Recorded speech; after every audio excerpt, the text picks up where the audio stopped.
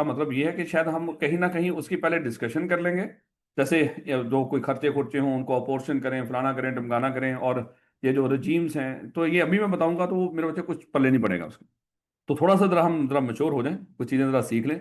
वहाँ पे इस तरह की चीज़ों की जरूरत नहीं पड़नी। जो अभी आपको ज़रूरी चीज़ें थी वो मैंने समझा दी, बता दी। कि जैसे हमें सबसे पहले ये पता होना चाहिए पब्लिक प्राइवेट कंपनी कौन सी होती है, अगर कहीं पे लफ्ज़ आ जाए उसकी भी इतनी ज़्यादा जरूरत नहीं, लेकिन अहम था। उसके बाद हमें टैक्स ईयर का पता होना चाहिए, सबसे इंपॉर्टेंट जो शुरुआत हेड्स ऑफ इनकम शुरू करने से पहले। आपको रेजिडेंट और नॉन रेजिडेंट इसका आपको पता होना चाहिए, जो हमने डिस्कस कर लिया। आपको कम से कम पर्सन का पता हो कि पर्सन है कौन, जिसने ये मान लो कि टैक्स पे करना होता है।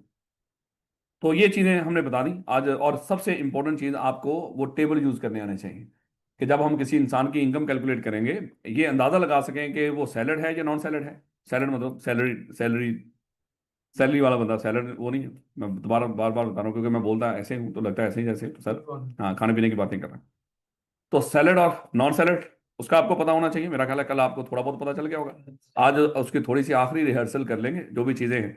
तो सबसे पहले मेरे बच्चे, हम चलते हैं अपने जो कल हमने कुछ सवाल आप लोगों के साथ शेयर किए थे। तो वो क्वेश्चन बैंक में इंशाल्लाह कोशिश होगी मैक्सिमम सवाल जितने हमें चाहिए सारे कर लेंगे। चाहिए क्या, सारे कर लें। उसमें एक क्वेश्चन चैप्टर 4, देखो हर चैप्टर के उसने लगा। अच्छा, कुछ चीज़ें ऐसी हैं जो अगले चैप्टर जब हेड सारे पढ़ लोगे ना, फिर वो क्वेश्चन सॉल्व कर सकोगे यार। ये ना समझना कि सर ने ये छुड़वा दिया बीच में से, ये क्यों नहीं बताया हमें, क्योंकि अभी हम करेंगे उनका पल्ले ही कुछ नहीं पढ़ना। वो सैलरी की भी बात कर रहा है बीच में, वो प्रॉपर्टी इनकम की भी बात कर रहा है, पता नहीं क्या कुछ बातें कर रहा है। फिलहाल वो आपके पल्ले नहीं पड़ेंगे, क्योंकि ये ओवरऑल कॉन्सेप्ट भी है। जो ये देखो, ये पास पेपर के एक दूसरे के सवाल हैं। जब वापस आएंगे इंशाल्लाह, जो टॉपिक हमने कंप्लीट पढ़ लिए हैं जिसका किसी और के साथ ताल्लुक नहीं, वो हम साथ साथ सवाल करते जा रहे हैं। तो बेटा, एक सवाल था आपका, ये क्वेश्चन नंबर 4। अच्छा, उसमें एक बेटी ने सवाल किया था कि सर उसमें एक चीज बता रखी है उसने कि अगर गवर्नमेंट, प्रोविंशियल गवर्नमेंट के पास अज्यूम कर लो 30% शेयर है, और फेडरल गवर्नमेंट के पास अगर 20% शेयर्स हैं, तो ये क्या बनेगा। तो उसने कहा था सर ये तो उन्होंने बना दिया उसको, अज्यूम कर लो पब्लिक कंपनी। तो मेरे बच्चे देखे वहां पे उसने लिख रखा है कि जो भी है वहां पे वजाहत तो नहीं की इसकी कि पार्शली भी अगर किसी के पास हो, लेकिन अगर उसने बता दिया ये तो बड़ी अच्छी बात है। इसका मतलब अब आपके दिमाग में वैसे ही पक्का होना चाहिए, क्योंकि वहां पे लिख रखा था कि प्रोविंशियल गवर्नमेंट या फेडरल गवर्नमेंट किसी के पास भी शेयर्स हो, अगर 50% शेयर्स प्रोविंशियल गवर्नमेंट या फेडरल गवर्नमेंट के पास हो, तो वो कंपनी पब्लिक कंसिडर होगी अगर 50% शेयर्स हैं। तो उसने कह दिया कि अगर लहदा लहदा भी काउंट कर रहे हैं तो ये तो बड़ी अच्छी बात है, ताकि कहीं खुदा ना खासा कोई कंफ्यूजन हो भी, तो कम से कम आप वो कंफ्यूजन आपकी दूर होगी। तो इसमें कोई मसला नहीं। उसने कह दिया 20% और 30%, तो वो कंपनी क्या कहलाएगी, पब्लिक कंपनी कहलाएगी। क्योंकि जो हमें आई कैप बता रहा हो, वो गलत भी बताए वो सही ही होता है। याद रखोगे, और ये यही असूल है आई कैप की किताब का, जो मर्जी बताए हमने उसको फॉलो करना है, क्योंकि आई कैप के एग्जामिनर को आई कैप की किताबों का पता है। उसको बाकी किताबों, और अगर कल उसने कहा कि ये गलत बताया आपने, सुजेस्टेड सोल्यूशन में इससे हटके कुछ बताएगा, हम उसकी किताब उसके मुंह पे दे मारेंगे, अगरचे वो बंदा हमें कहीं नजर नहीं आएगा। लेकिन कम से कम हम सोशल मीडिया पे शोर तो करेंगे ना कि ये क्या बकवास है, किताब आपकी कुछ और करी और आप कुछ और कह रहे हो। लो बेटा, कल के सवाल मेरा ख्याल है कि आपने कर लिए होंगे बड़ी आसानी से। पहले तो मेरे बच्चे, अगर खुदा ना खासा किसी ने झूठ बोला, अटेम्प्ट तो पक्की है। तो झूठे इंसान की क्यों टाइम ना लगे यार, तो उसकी बनती है उसकी टाइम लगे। मुझे बताओ कितने बच्चे हैं जिन्होंने ये जो सवाल शेयर किए थे, इनको करने की कोशिश की, देखा उनको, चाहे वैसे मेंटली किया, ये नहीं कि लिख लिख के करो इसको, वो अच्छी बात है, वो तो कमा। और मैंने कहा था इसको होमवर्क के तौर पे चेक करना है मैं, अभी आखिर पे जाके उसको जाते जाते मैं चेक करूंगा, क्योंकि इससे आपकी आदतें खराब होंगी। आप कल कहेंगे सर चेक चुक को नहीं करती। आज जो सवाल शेयर किए जाएंगे डेफिनेटली फिर वो चेक किए जाएंगे कि आपने उसको सॉल्व किया है या नहीं। बताएं इसमें कोई ऐसा पॉइंट हो, कोई दिक्कत हुई हो। अच्छा, किसी भी सवाल में कोई दिक्कत हुई हो तो कोई है सवाल, तो फिर है भी, हम अपना खुदा ना खासा में टाइम ज़ाया कर रहे हैं आप लोगों का कीमती टाइम। ले मेरे अच्छे, शुरुआत हुई थी चैप्टर 4 से। ये मैंने दादा लेक्चर शेयर किया था, ये बेचारा अभी पुरानी फाइलें लेकर बैठा हूँ।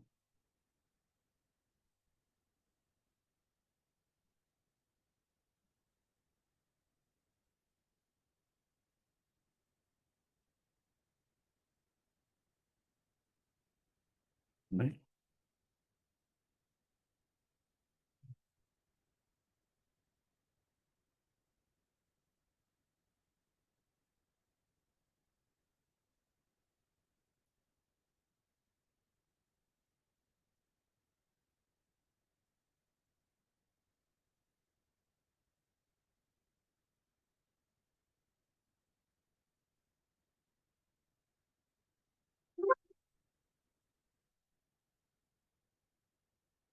चलो मेरे बच्चे, आपको मैं एक सवाल दे के जा रहा हूँ। आपने ये सवाल करना, मैं इतनी देर उस फाइल को दोबारा शेयर करता हूँ।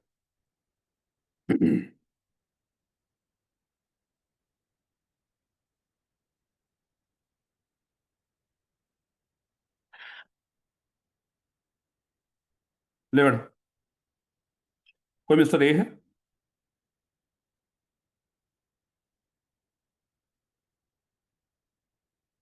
ये सीएफई में काम करता है। यहाँ पे मेरे बच्चे इसकी सैलरी है 1.5 लाख रुपया पर मंथ।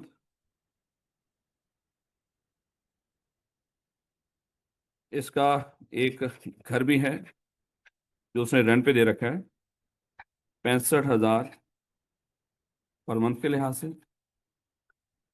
इसने, मेरे बच्चे अज्यूम कर लो फिलहाल, इतना बताएंगे कि इसने कुछ गोल्ड सेल किया है, और वैसे ही, यानी कि समझ लो ये क्या है, कैपिटल गेन। तो अभी क्योंकि हमने यही सीखा, ये सारा कुछ वैसे लफ्ज लेता हूँ, इसमें कैपिटल गेन है इसका 2,30,000 रुपये का गेन है सीधा। मैं ये नहीं बताऊँ कितना खरीदा कितने का बेचा। उसके बाद मेरे बच्चे इसने कोई कारोबार भी किया हुआ। कारोबार में इसने जो कमाया मेरे बच्चे, वो कमाया 1 मिलियन। और लेकिन इसका ये है रेवेन्यू, और इसका एक्सपेंस हुआ वहां पे 2 लाख रुपए। और कुछ अदर सोर्स से मेरे बच्चे इसने कमाया 3 लाख रुपए।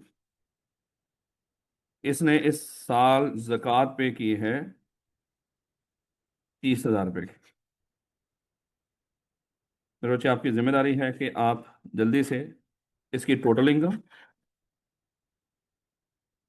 क्या है, और टैक्सेबल इनकम क्या है, और टैक्स लाइबिलिटी क्या है, तीन चीजें कैलकुलेट करें।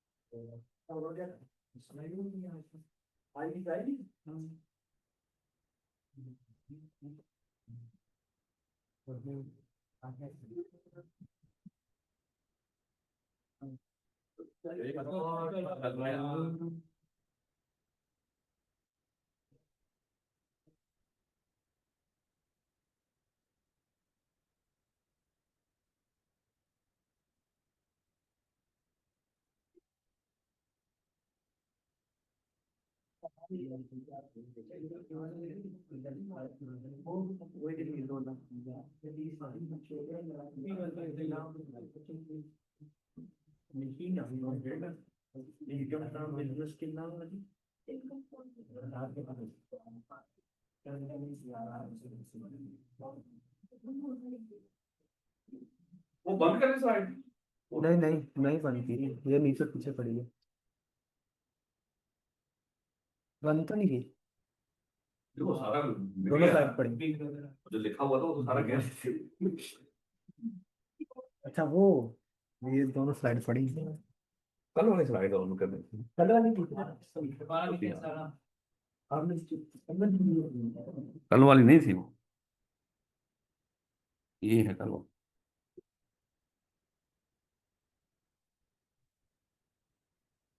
ये कल वाली नहीं है।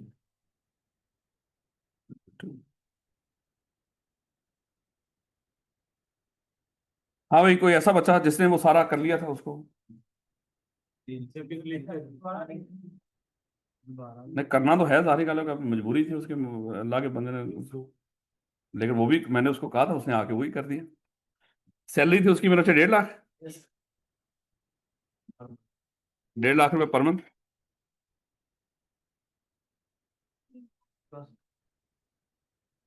Business 1 million. अच्छा, सैलरी उसकी 1.5 लाख। उसका घर रेंट पे था मेरे बच्चों, 65,000 पर मंथ के लिहाज से। करते जाओ उसको जल्दी से। उसने अज्यूम कर लो इनकम, कैपिटल गेन कमाया था 2 लाख। सब कुछ है तो सही आप लोगों के पास। उसने इनकम फ्रॉम बिजनेस अज्यूम कर लो 1 मिलियन कमाया, और उसका जो एक्सपेंस था वो था 3 लाख रुपए का, अज्यूम कर लो। चलो, तो दो कर लो, ये लो। और अदर सोर्सेस से कितना कमाया उसने? 3 लाख रुपया। और जक़ात उसने पे की 30,000 रुपये की। आपने कैलकुलेट करना था टोटल इनकम,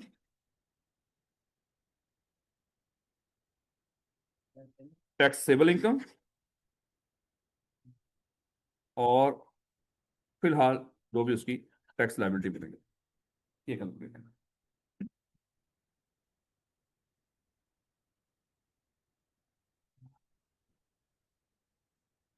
कर दिया है तो बेटा, कर दिया इसी से।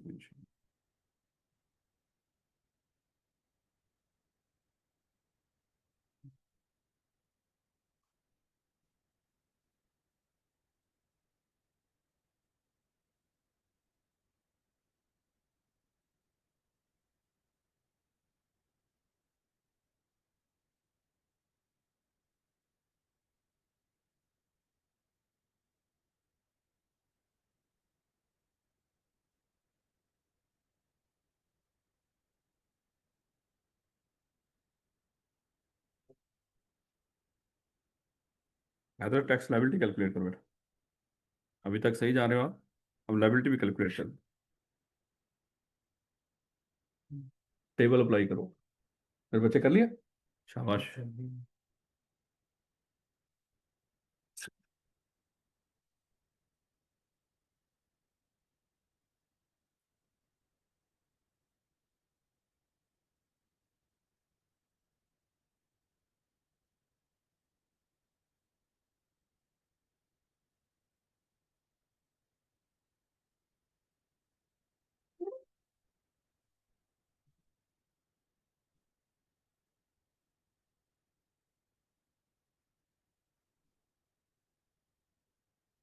हाँ, 30,000।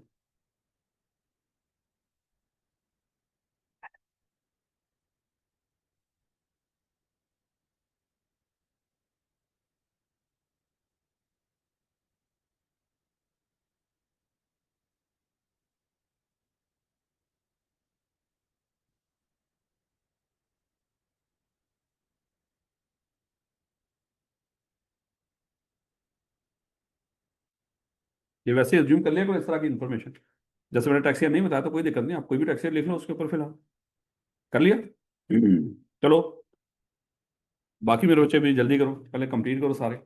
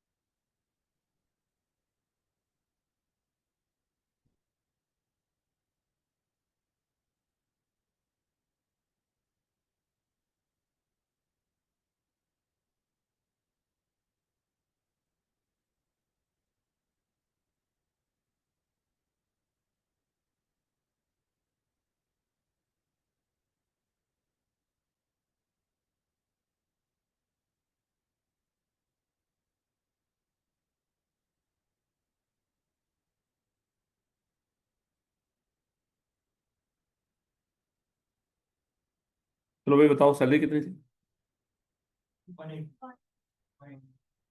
18 लाख इनकम फ्रॉम प्रॉपर्टी।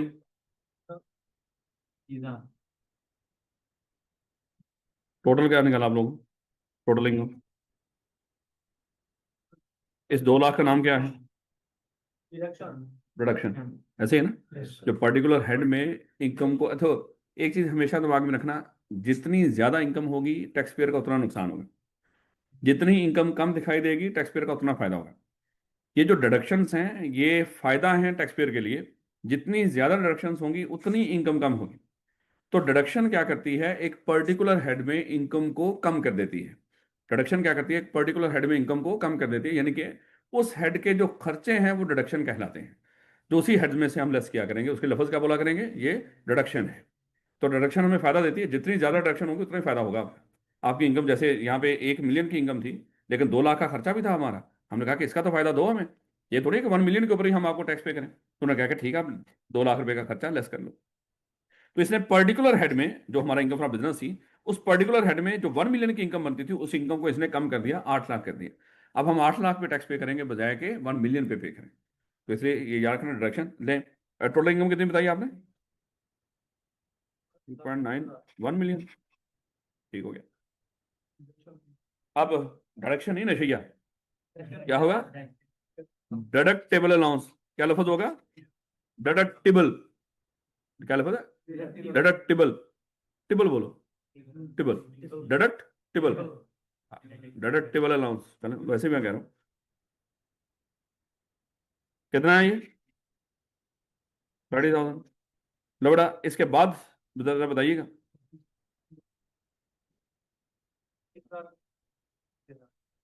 इसका नाम क्या है? तो आपने क्या उसको जो उसकी रिक्वायरमेंट थी टोटल इनकम बता दी? क्या उसको आपने टैक्सेबल इनकम बता दी? बिल्कुल बता दिया। अब यहाँ पे मेन गेम तो यहाँ से शुरू होती है। अब आपने बताना है ये जो मिस्टर ए है ये सैलेड है ये नॉन सैलेड? कैसे पता चला? आपने क्या किया था? अच्छा, कहीं पे कैलकुलेशन की तो नहीं ना, लिखा तो नहीं ना आपने? ये सारा दिमाग के अंदर कैलकुलेशन चल रही थी आपके, है ना, कैलकुलेटर के ऊपर। आपने इसका 75% लिया होगा। इस 75% को किससे कंपेयर किया होगा? सैलरी से। अगर सैलरी इस 75% से ज्यादा हो जाती, बराबर नहीं ज्यादा हो जाती, तो ये बंदा क्या था? ये सैलरी पर्सन था। लेकिन अभी आपने इसका 75% जितनी भी अमाउंट ली होगी आपने उसको कंपेयर किया होगा सैलरी के साथ, लेकिन सैलरी क्या थी उस 75% से कम थी। तो आपने कह दिया ये क्या है, ये नॉन सैलरी। तो अगर ये नॉन सैलरी है तो फिर रेट भी कौन से देखेंगे आप? नॉन सैलरी वाले। मुझे बताएंगे किस स्लैब रेट में क्या होगा ये? तो जरा उसकी बताएं मिनिमम अमाउंट कितनी थी? अब आपने टैक्स मेरे बच्चे उसकी मिनिमम अमाउंट कितनी थी? ये सारे पहुंचे ना उस तक? कोई बच्चा जिसको अभी भी, मेरे बच्चों आप लोग, क्या आपने, मेरे बेटे आप लोग पहुंचे वहां तक? पता चल गया इसका? कल आप थे क्लास में? दिक्कत है ना मेरे बच्चे, रोजाना का आना है मेरे बच्चों, ये शुरू में खास तौर पे ये टैक्स है ही ऐसा। इसमें चीजें आपस में जरा थोड़ी सी लिंक करेंगे, और इसमें उस तरह की रिवीजन तो इसमें हुआ करेंगे लेकिन उस लेवल की नहीं हुआ करेगी जैसे हम बीलो सीलो में इस तरह में करते हैं। यहाँ पे थोड़ा सा रखना पड़ेगा आपको साथ साथ। ले बेटा, मिनिमम अमाउंट बताइएगा कितनी? 6,50,000 ये मिनिमम अमाउंट की, प्लस क्या करेंगे आप? 40%।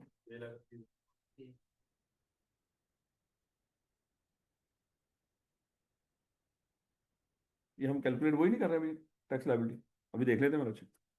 ये 6,50 का पता चले, आप स्लैब रेट में पहुंचे, ये नॉन सैलरी वाला रेट देखें। अब वो सैलरी वाला तो नहीं देख रहे ऊपर। तो आपकी ये जो टैक्सेबल इनकम इससे सही निकली है 36,80,000। तो ये कौन सा स्लैब था? Fifth slab. क्या आप फिफ्थ स्लैब में पहुंचे? क्या उसमें ये 6,50,000 मिनिमम अमाउंट लिखी हुई है? उसमें 40% आगे लिखा होगा कितनी अमाउंट से ऊपर? 32 लाख से।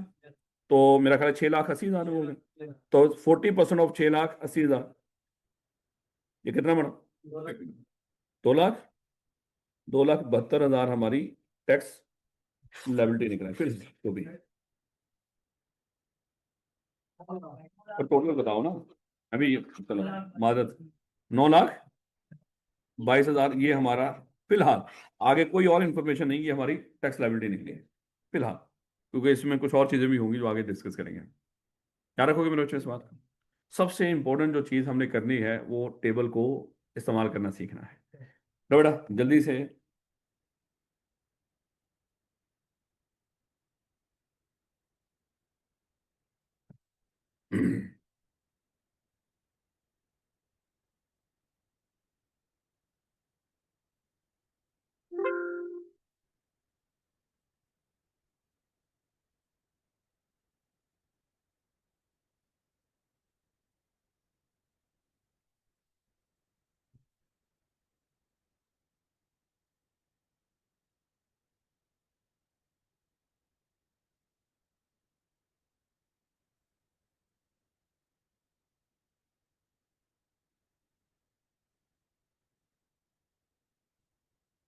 ये मेरे बच्चे, एक और बंदा पकड़ो, जरा कैलकुलेट करो।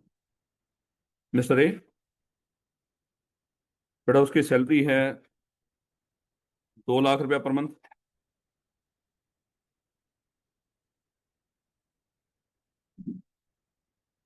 उसने इनकम फ्रॉम बिजनेस कमाई है 1.5 लाख रुपए की।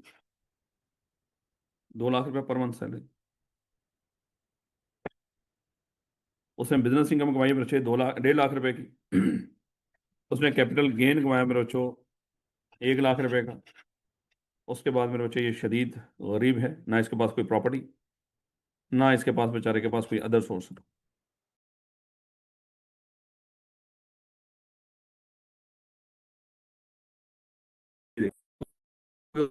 और इनकम ही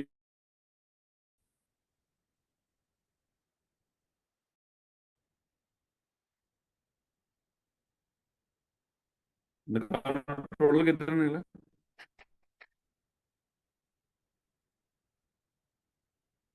26, 50। कोई डिडक्टेबल अलाउंस है इसमें? कोई नहीं, कोई मतलब। तो आपके पास क्या आ गया? टैक्सेबल इनकम ऐसी 26, 50। कोई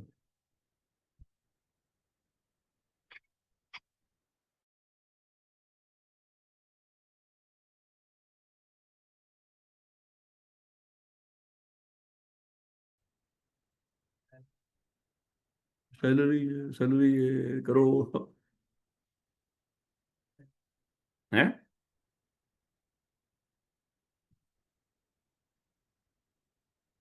कितनी बनी है इसका 75%? 19 लाख कुछ। जब 19 लाख कुछ को हमने कंपेयर किया 24 लाख से, 24 लाख तगड़ा या 19 लाख?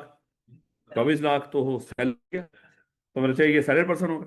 तो जरा देखें कौन सा टेबल लगेगा, सैलरी वाला। और सैलरी वाले इसकी इनकम कितनी है वाला? 26, 50। तो tax rates of salary individual देखो, और देखो 26, 50 किस में फॉल करता है? चौथे स्लैब में, जो 22 लाख से ऊपर है और 32 लाख तक है।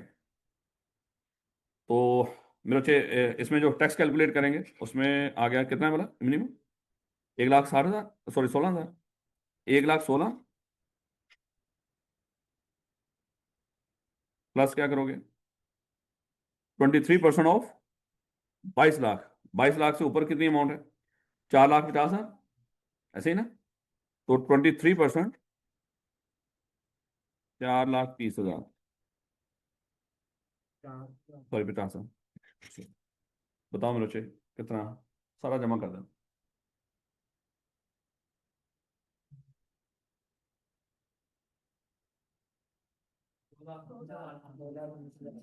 2 लाख। कोई दिक्कत मेरे बच्चे टेबल को यूज करने में? सिर्फ रौला सिर्फ टेबल का है, क्योंकि टेबल सीखेंगे मेरे बच्चे, कल से हम अपने हेड्स को आसानी से पढ़ना शुरू कर सकते हैं। अगर इसी का नहीं पता होगा तो हम रुल जाएंगे, क्योंकि आएंगे दोबारा वापस इसी पे, तो बार बार प्रैक्टिस तो करेंगे। ले बेटा, ये बेचारा कारोबार क्या करना था इसने, समझ बूझ थी नहीं, पढ़ा लिखा ये ऊपर से था नहीं।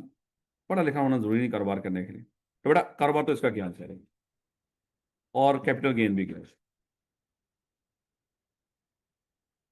तो बताएं मेरे बच्चे।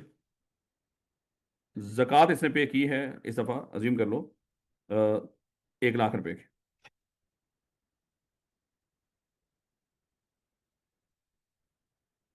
तो बताएं टोटल इनकम कितनी हुई फिलहाल तो? वो टैक्सेबल इनकम बता रहे हो मेरे बच्चों, दिक्कत होगी ना। देखो अभी चीजें सही नहीं हुई हैं। हाँ जक़ात 1 लाख दे नहीं सकता, सॉरी। देखा बच्चे हैरान क्यों हुए? चले खैर, टोटल इनकम कितनी है? 24 ही है मेरे बच्चों, वो तो 24 ही है। टोटल इनकम तो टोटल इनकम ही होती है। इसमें से आपने लेस क्या करना है? जक़ात डिडक्टेबल अलाउंस 1 लाख रुपया। तो बताएं कितना आ गया? 23 लाख। अब मेरे बच्चे लो इसका 75%। जरूरत है, क्योंकि है ही बेचारा सिर्फ तनख्वाहदार है। तो कर भी लोगे तो फिर भी कर लो, इसका 75% लेके फिर भी शेयर कर लो उसे, कोई दिक्कत नहीं। तो सैलरी पक्की बात है, तगड़ी होगी। अगर करना भी चाहो, होता ना कि पक्का ही फार्मूला रट लो। तो भाई करना ही हमने हमेशा ये है कि 75% उस टैक्सेबल इनकम का लाजमी हमने सैलरी से कंपेयर करना है। तो फिर मेरे बच्चे जाहिर बात है कि उसका यहाँ से अगर करोगे तो टोटल सैलरी का ही तो 75% होगा। तो हमेशा सैलरी तगड़ी होगी यहाँ। तो देखे मेरे बच्चे 23 लाख रुपए किस स्लैब में फॉल करता है? ये भी चौथे में ही है। ठीक हो गया, चलें। ठीक है, तो बेटा ये चीजें नोट नोट करने की वैसे जरूरत नहीं होती। बच्चों वाली बातें आप लोग नकल से मैं कहूँ इसको नोट करो, बैठ के हम वेट करते रहें नोट करने का, ये कौन सी बात। आप जाके खुद घर खुद बनाना इस तरह के सवाल, खुद करके देखना। देखो पेपर पास करना ना, यकीन कर लो कि वो जो महीना होगा ना, मार्च में आपके पेपर हैं, वो जो अप्रैल के लास्ट वाले दिन होंगे, 27-28 अप्रैल, उस दिन जो मैसेज आएगा ना, जब लिखा होगा आप पास हो, ये 2-3 महीने की मेहनत मेरे से 2.5 महीने रह गए ना अब तो तकरीबन। और निशइयों में मैं इमोशनल गला करने हैं। खास उन्होंने रहना उनमें करनी नहीं कोई गल। वापस आओ मिस्टर ए। आप कहें सर यही ऐसी बातें करते हो, हमें क्या है इससे। मिस्टर ए, मेरे बच्चों, सैलरी है इसकी जल्दी से 50,000 रुपया per month.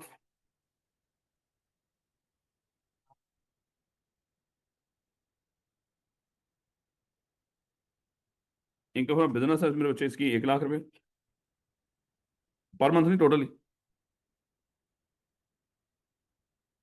Income from property है मेरे बच्चे इसकी 4 लाख रुपए की।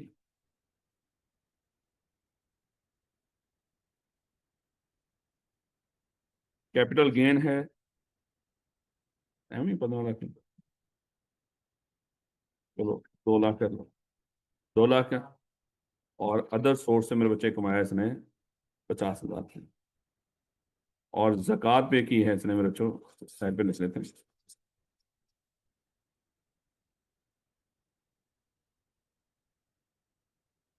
जक़ात है इसकी 50,000।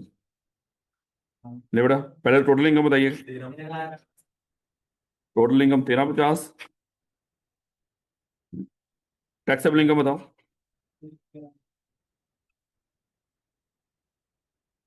तो वैसे भी जब आप लेस करेंगे टोटल इनकम से, चाहे आप डिडक्टेबल अलाउंस लिखो, चाहे खाली ज़कात लिख दो, इट्स ओके। उसको पता है, चार ही तो चीज़ें डिडक्टेबल अलाउंस में आती है, ज़कात डिडक्टेबल अलाउंस ही है जब आप इसको लेस करेंगे।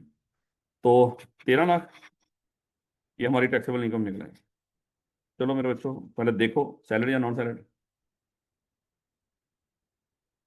75% से सैलरी कम है, सैलरी हार गई, तो नॉन सैलरी वाले रेट देखेंगे। 13 लाख रुपये बताएं किस स्लैब में जाएगा। थर्ड में जो 12 लाख से लेके 16 लाख को डील करते हैं, ऐसे ही।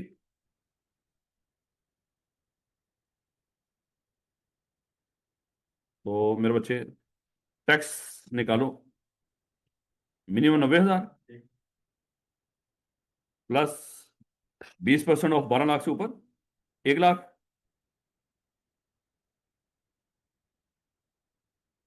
तो टोटल कितना बना? 1,10,000। ये हमारा टैक्स बना। तो बच्चों जिसको अभी भी समझ नहीं है टेबल को यूज करने की, बस इतनी सी बात है मेरे बच्चे, बाकी इंशाल्लाह कल हेड्स करेंगे। लेकिन थोड़ा सा हम आपको थोड़ा सा और बता दें कुछ चीज़ें ऐसी जो बता दें आपको कभी यूज होती।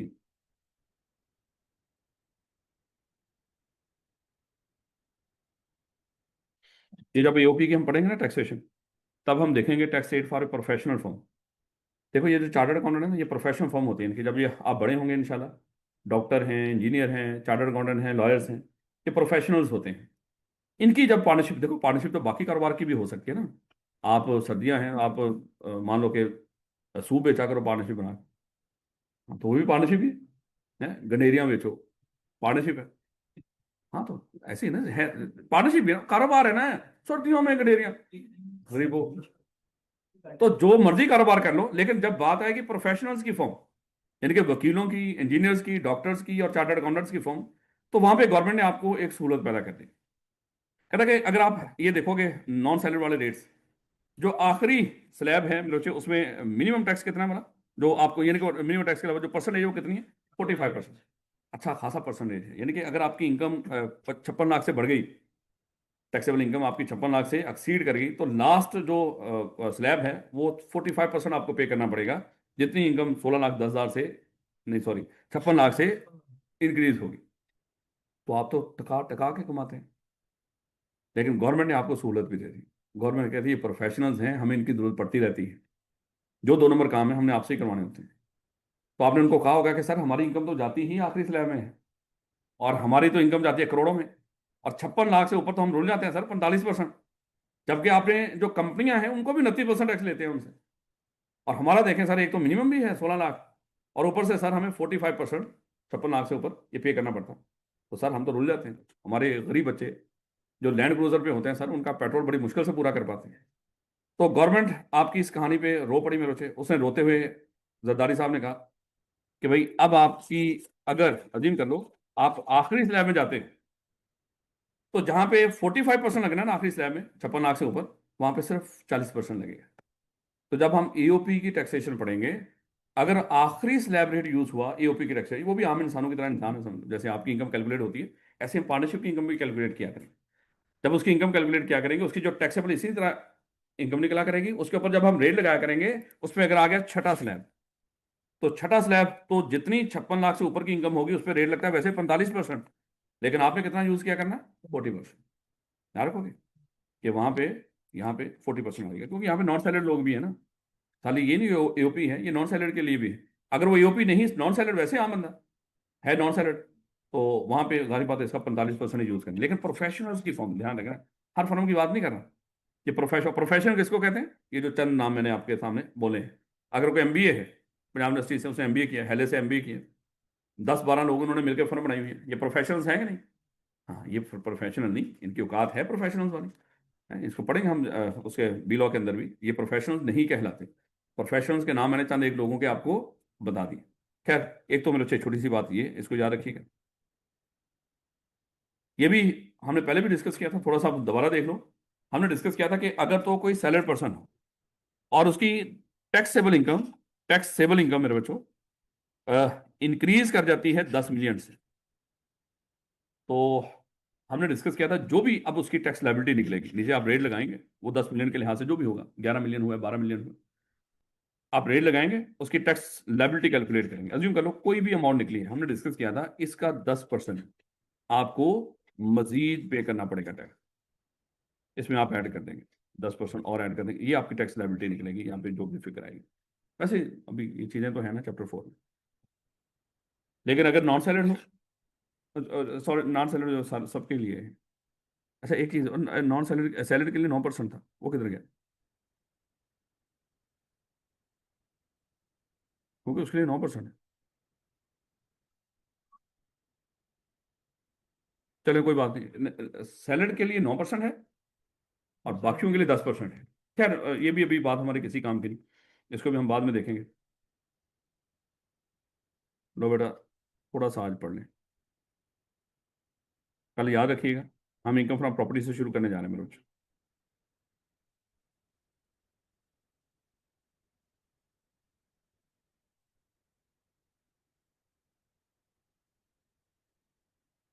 तो बेटा डिडक्टेबल लॉस के तौर पे हमने डिस्कस किया था कि चार चीजें होती हैं सिर्फ इसके अंदर। कहता है कि deductible allowance means an allowance that is deductible from total income. देखो उसने डिफाइन करने में रख दिया कि ये वो चीज होगी, ये वो खर्चा होगा, है ये भी अमाउंट है आपने कोई पे की है, लेकिन ये हमेशा कहाँ से लेस हुआ करेगा, टोटल इनकम। इसने ये नहीं बोला कि पर्टिकुलर हेड में से इसके लेस होना, ना ना। जब आप चारों पांचों हेड्स की इनकम इकट्ठी कर लोगे, आपकी टोटल इनकम निकलेगी, और उससे हम इसको डिडक्ट किया करेंगे, इसलिए इसका नाम हमने रख रखा है डिडक्टेबल अलाउंस। और ये हैं कौन कौन से? चार हैं। तो क्योंकि ये रटा ही है, इसमें कोई लॉजिक तो है नहीं, जब भी वो इस तरह की इनकम दिया करेगा, सबसे ज्यादा ज़कात ही देता है। क्या बात का बच्चों के एक्सपेंसेस भी, ये जो तालीम के खर्चे वो भी आ सकते हैं, लेकिन सबसे ज्यादा ज़कात है, और ज़कात की भी अभी वर्किंग है जो हमने सीखनी है। कहता है कि ज़कात क्या होती है, मेरा ख्याल आप जानते हो, हैं? हम बहुत ज़कात पे करते हो ना आप लोग। Yes sir. कहता है कि person is entitled to deductible allowance for the amount of any zakat paid to the person in a tax year under the zakat and ushr ordinance 1988। ये सबसे इंपॉर्टेंट बात कर दी उसने। वो कहता है कि अज्यूम कर लो कि आप अगर जक़ात पे कर रहे हो, कोई कोई खाकरोब है, कोई मांगने वाला है, उसको आपने जक़ात के नाम पे 50,000 रुपया पे कर दिया। मेरे बच्चे वो लेस करने की इजाजत नहीं है, सिर्फ वही जक़ात लेस करने की इजाजत होगी जो जक़ात एंड उशर ऑर्डिनेंस 1980 के मुताबिक आप पे करेंगे। वो कैसे पे करते हैं हमें उससे कोई लेना देना नहीं, वो बताएगा पेपर के अंदर कि ये जो जक़ात आपने पे की है, ये तो एवं किसी सिग्नल के ऊपर जो गरीब बंदा खड़ा होता आपने उसको पे कर दिया है, या मोहल्ले में किसी भी कोई बेवा खातून थी या फलाना पता, उसको आपने पे कर दिया। ये मेरे बच्चे ज़कात एंड उशर ऑर्डिनेंस के तहत फिलहाल नहीं आई। अगर वो कहे कि लफ्ज खाली बोला करेगा पेपर में कि आपने 1 लाख रुपए की जक़ात पे की है और कुछ नहीं बोलता, बाय डिफॉल्ट हम यही समझते हैं ये जक़ात अंडर जक़ात एंड उशर ऑर्डिनेंस ही पे हुई है, जितनी मर्जी पे करें। वो कहता है आप लेस कर लें टोटल इनकम में से। लेकिन होनी कैसी चाहिए? अक्सर वो कह देगा जक़ात पे हुई है, लेकिन according to जक़ात and ushr ordinance नहीं, वो इस तरह की अजीब सी पेमेंट करवा देगा आपसे कि आपने फलाने बंदे को जक़ात के तौर पे कर दिया। तो जब इस तरह का जिक्र कर देंगे ना, फिर हमें डाउट होना चाहिए कि ये ज़कात एंड उशर ऑर्डिनेंस के तहत पे नहीं हुई। आप अजम्पशन लेके कि ये जो पेमेंट हुई है तो ये ज़कात एंड उशर ऑर्डिनेंस के तहत अगर नहीं हुई तो मैं इसको कंसीडर नहीं कर रहा, मैं इसको लेस नहीं कर रहा। याद रखोगे इसको। लेकिन बाय डिफॉल्ट ये याद रखना, कोई भी ज़कात कोई भी अमाउंट हो जितनी मर्जी हो, अगर आपने ज़कात एंड उशर ऑर्डिनेंस के तहत पे कर दी है तो आप उसको टोटल इनकम में से लेस कर सकते हो। और बाय डिफॉल्ट खाली ज़कात का मतलब क्या है, वो इसी ऑर्डिनेंस के तहत ही पे हुई है। याद रखोगे इसको। कहता where zakat has been deducted out of the profits on date which is chargeable under the head income from other source. अच्छा देखो, ये जो प्रॉफिट ऑन डेट है ना मेरे बच्चे, ये लफ्ज आगे जाके हम डिस्कस करेंगे, ये जगह जगह पे हमें हमारे सामने आएगा। ये प्रॉफिट ऑन डेट कहते हैं सूद को, जो हम सूद, अल्लाह माफ करे, पढ़ते हैं, खाते तो नहीं, पढ़ते हैं, उसके लफ्ज क्या बोलते हैं? ये प्रॉफिट ऑन डेट। टैक्स वाले इसका नाम इंटरेस्ट नहीं रखते, बड़ा खूबसूरत नाम रखा हुआ इसका, उधार के ऊपर प्रॉफिट, इसको प्रॉफिट ऑन डेट कहते हैं, सूद को। अब इस सूद की कई शक्लें होंगी मेरे बच्चों। अगर अज्यूम कर लो कि अगर हम बैंक की बात करेंगे, वैसे ही मैं समझा रहा हूँ, ये आपके अभी काम की नहीं है, जब आएंगे तो फिर आपको बार बार वो बता दिया जाएगा। अगर एक बैंक है, बैंक का काम ही लोगों को उधार देना है, ऐसे ना बच्चों, वो लोगों को डेट देता है और उसके ऊपर कमाता है।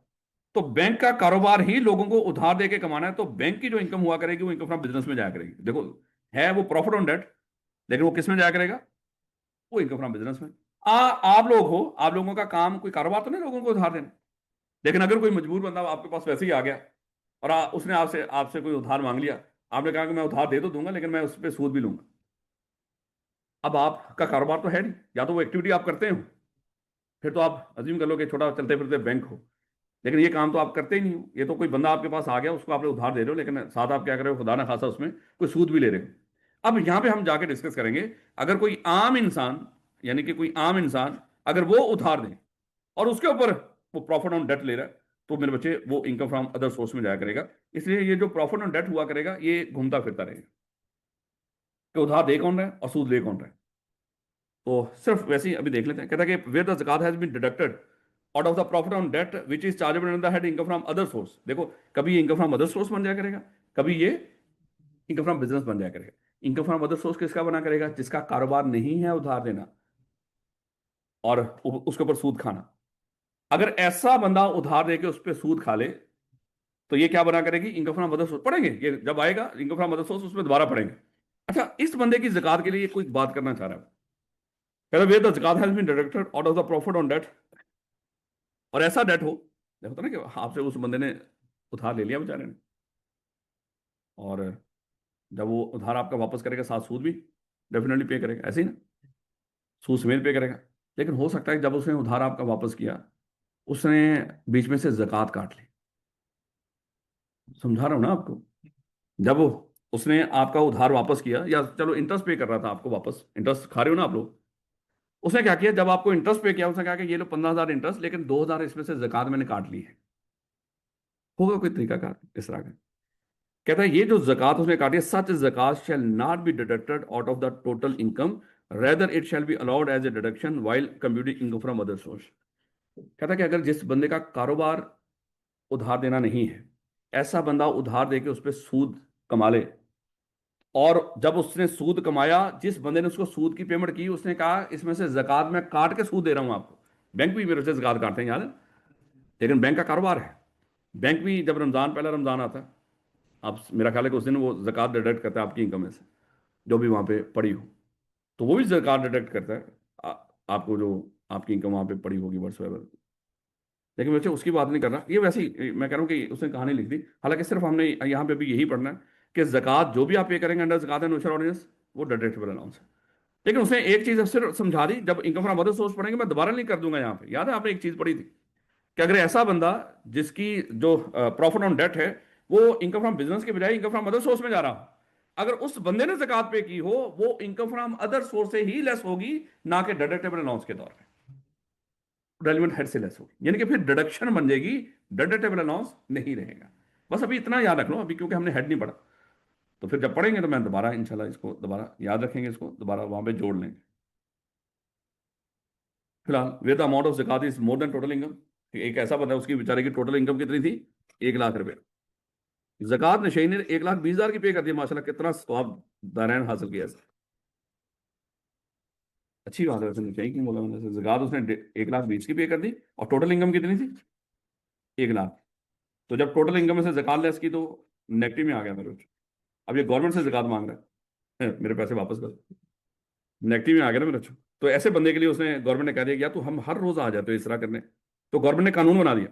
गवर्नमेंट कहती है कि एक्सेस अमाउंट, ये जो 20,000 ऊपर चला गया है, shall not be refunded or carry forward or carried back, इसका कुछ भी नहीं करना, तूने सवाब ले रहा था वो मिल गया, अब दफा हो जा। अब गवर्नमेंट को तंग कर रहे हो ना बार बार जाके, उसको कह रहे हो चलो कम से कम अगले साल में ही डेटेटिव अलाउंस के तौर पर एडजस्ट करने की इजाजत दे दो, देखो अगले साल की फिर उसकी इनकम बनेगी।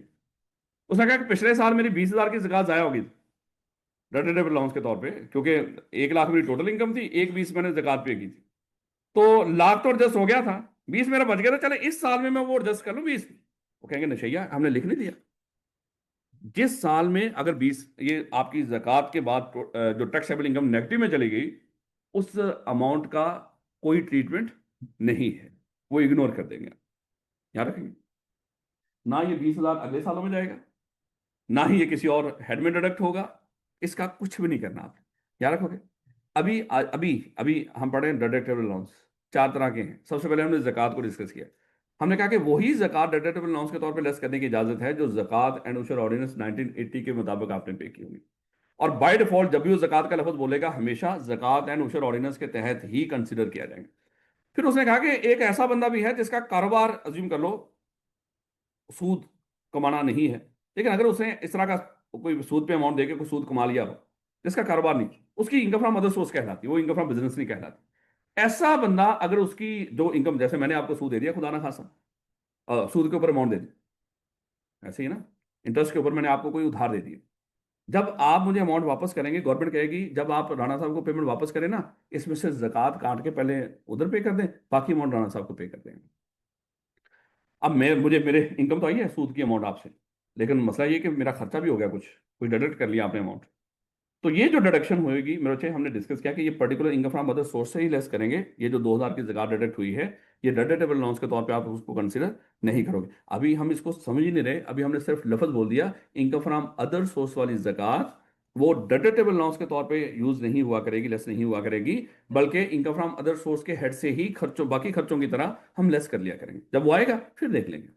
ये ये एक बात कबल अज वक्त है, जिसको समझने की फिलहाल आपको जरूरत नहीं है, जब वक्त आएगा फिर बता देंगे। सर आप बताए क्यों नहीं, लिखा तो है ना।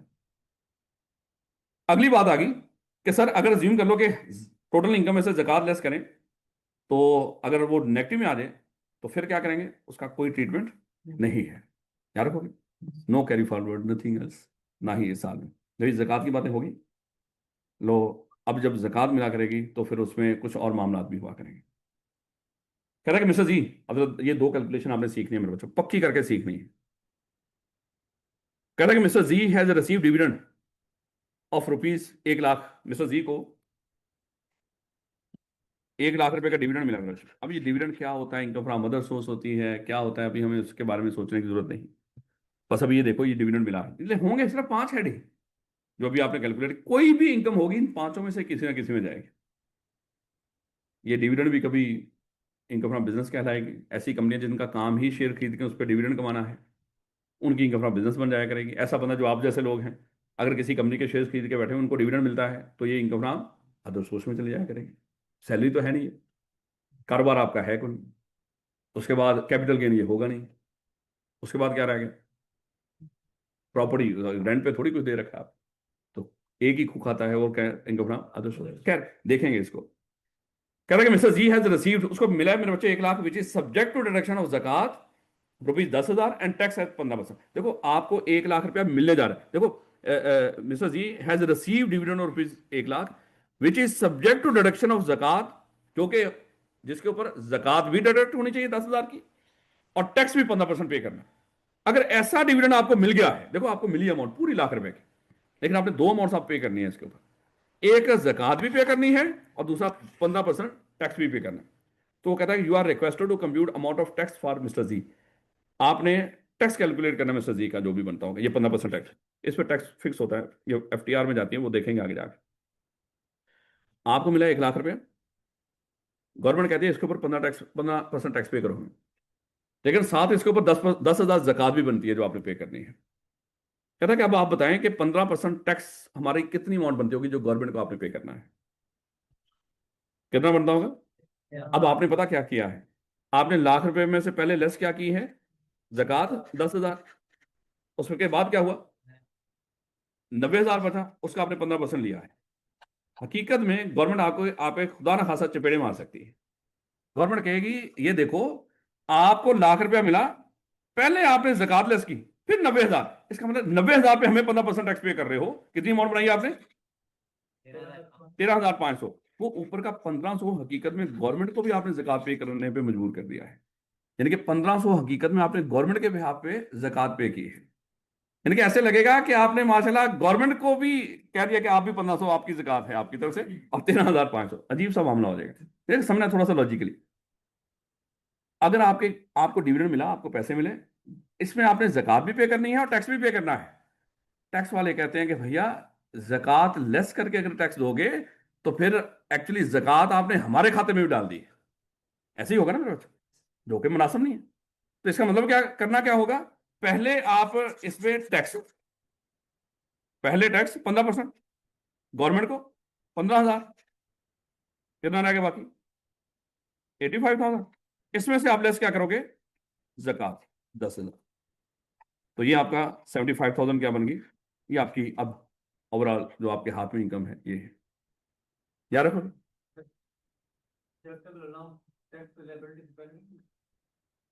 डिडक्टेबल अलाउंस, हाँ तो टोटल इनकम आपकी अज्यूम कर लो कि ये 1 लाख, लेकिन नहीं ना, यहाँ पे तरीकाकार समझना है, ये यहाँ पे अकल नहीं यूज करनी है आपने, कि ज़कात डिडक्टेबल अलाउंस है और ये टोटल इनकम है, ये फुल एफटीआर में जाती है इनकम इस तरह की। ये आम हेड की इनकम नहीं है, ये अभी हमने पढ़ी पढ़ाई नहीं, जब पढ़ेंगे तो फिर आपको समझ आ जाएगी। फिलहाल इस तरह की यही ट्रीटमेंट हुआ करेगी, वो जब भी कोई डिविडेंड पे किया करेगा उस पर कुछ आपको ज़कात भी पे करनी होगी और उस पर टैक्स भी पे करना होगा। और ये डिविडेंड आम इनकम में, ये पांचों हेड्स की इनकम में शामिल नहीं होता उस तरह, इनकम फ्रॉम अदर सोर्स में जाता है, लेकिन इसके ऊपर आपने ये एफटीआर में भी जाता है। अभी आपने सिर्फ एक चीज सीखनी है, अगर आपको डिविडेंड मिले, देखो दो ही चीजों के ऊपर जकात इस तरह का मामला हुआ, प्रॉफिट ऑन डेट और डिविडेंड के ऊपर, बाकी और किसी चीज का रौला ही नहीं। अब आपको अक्सर इस तरह की कोई कैलकुलेशन दे देगा, कहेगा कि आपको मिला है डिविडेंड, उसके ऊपर 10,000 जकात बनती है और 15% टैक्स, तो इसकी बताओ कि टैक्स लाइबिलिटी क्या बनती है। पहले आपने टैक्स पे करना है, फिर जकात लेस करनी है। टैक्स वाले कहते हैं कि हमें जकात से पहले वाली जो अमाउंट है उस पर टैक्स पे करो। आपने आज के बाद इस ये एक ही वो है ट्रीटमेंट है इस तरह का, ये जगह जगह पे नहीं आना। इसको फिलहाल अभी सीख लो, जब डिविडेंड आएगा ना, हकीकत में जब हम इनकम फ्रॉम अदर सोर्स पढ़ेंगे उसमें जब डिविडेंड पढ़ेंगे, चैप्टर 4 में भी डिविडेंड है, इसके अंदर भी सारी आगे डेफिनेशन दे रखी है, लेकिन अभी नहीं हम पढ़ेंगे उसको, अभी दिक्कत होगी। इंशाल्लाह बड़े समझ के तसल्ली से पढ़ेंगे डिविडेंड होता क्या है। लेकिन सिर्फ आपको एक चीज समझाई जा रही है कि जब भी डिविडेंड की अमाउंट आपको मिल रही हो उस पर जकात भी हो और टैक्स भी हो, हमेशा हमेशा ये कैलकुलेशन हुआ करेगी। हाँ हमेशा, पहले टैक्स बाद में जकात। अब ये तो था सिंपल, ये तो असूल सीख लिया। अब पता है वो क्या करता है, वो कहता है कि आपके घर में मिला है पैसा आपको 1,60,000, ये आपको मिला है डिविडेंड का, लेकिन इसमें से 10,000 जकात भी डिडक्ट हुई हुई है और 15% टैक्स भी पे हुआ हुआ। कहता है एक्चुअली आपकी इनकम बनती क्या थी। देखो पहले तो हमें इनकम मिली थी ना 1 लाख रुपए की, उसने कहा कि आपके घर में इनकम आई है, चलो इसके ऊपर टैक्स भी पे करो और जकात भी पे करो। वो तो सिंपल काम था। लेकिन अब वो कहेगा आपके घर में जो इनकम आई है पहले ही इसमें से टैक्स भी कट गया और पहले ही इसमें से जकात भी डिडक्ट होगी, आपकी इनकम थी कितनी। अब मेरे बच्चे 2 लाख आपने कर भी दिया कैलकुलेट, वर्किंग नीचे कोई देखता तो नहीं आप उसको। अब मेरे बच्चे इसको जरा पहले समझिएगा, यह है मिस्टर एश, ये है इसका घर। इसके घर जब पहली दफा पहले हमने डिस्कस किया था, इसने कमाया था डिविडेंड 1 लाख रुपए का। जब ये डिविडेंड इसके घर की तरफ चला ना, तो पहले रास्ते में रोके हमने इसके ऊपर टैक्स डिडक्ट किया, ऐसे ही 15% टैक्स डिडक्ट किया, जो कि 15,000 बना। फिर बच्चे जब ये और आगे बढ़ा हमने कहा रुको भाई, घर में जाने से पहले 10,000 ज़कात भी डेबिट कर लो। तो बाकी जो अमाउंट थी 75,000 अज्यूम कर लो, ये उस बेचारे को नहीं, एक्चुअली उसके हाथ में ही आई। जो उसने कमाया था ये 25 गया उसका। अब वो कहता है कि उसके घर में जो आया है, अज्यूम कर लो, वो आया है 75,000। चल हम अपनी बना लेते हैं एग्जाम्पल। लेकिन ये जो 75,000 आया है, वो कहेगा इसमें जक़ात भी डिडक्ट हुई हुई है और 15% टैक्स भी डिडक्ट हुआ हुआ है। आपको सिर्फ फिगर देगा ये वाली। फिलहाल ये समझो ये वाली चीजें आपके सामने नहीं, ये ऊपर क्या हुआ, लेकिन आपको सिर्फ इतना बता रहा है कि मिस्टर ए के घर में डिविडेंड का कितना पहुंचा है, 75,000। ये उसके घर में पहुंच गया, उसके घर में पहुंचा तो ये दोनों स्टेजेस कंप्लीट करके पहुंचा होगा, ऐसे ना मेरे बच्चों। अब वो कह रहा है कि आप इसकी डिविडेंड की अमाउंट निकालें, वो कितनी थी। ये तो, ये जो 75,000 उसके घर गया है, ये तो गया है जक़ात और टैक्स डिडक्ट होने के बाद। अब वापस डिविडेंड की अमाउंट पे आए, इसकी अमाउंट बनती कितनी थी जो टोटल इनकम में शामिल करनी होगी आपने कभी। मेरे बच्चे वापस वर्किंग इधर से ही शुरू करेंगे। जो 75,000 जब घर से वापस निकलेगा डिविडेंड की तरफ जाते हुए, सबसे पहले इसको क्या टकरेगी, जक़ात। हाँ बिल्कुल, इसको क्या करेंगे, 10,000 को इसको 75,000 में ऐड कर देंगे। ये कितना बन गया, 85,000। 85,000 को हम क्या किया करेंगे, मजीद 15% से उसको ग्रॉस अप करेंगे। तो जब 15% से इसको ग्रॉस अप करेंगे, नहीं नहीं ये दिक्कत नहीं हो जाएगी। जो 85,000 है, हाँ, टोटल है 85% डिवाइड कर दो। वो एक सेकंड,